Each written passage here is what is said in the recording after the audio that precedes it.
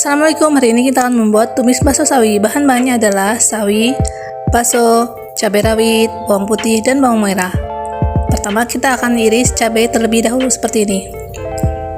Lalu kita iris bawang putih, bawang merah,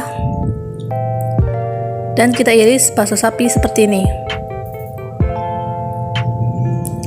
Setelah itu kita siapkan minyak untuk menumis bawang putih terlebih dahulu. Setelah harum, kita akan menumis bawang merahnya, lalu masukkan cabai, dan kita tumis sampai semua bahan matang. Masukkan bakso sapi, kita tumis lagi.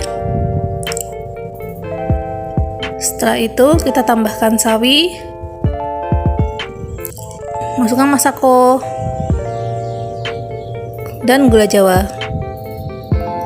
Kita tumis lagi sampai semua bumbu merata. Tambahkan sedikit air untuk mematangkan sayur, dan kita masak sampai matang seperti ini. Selamat mencoba.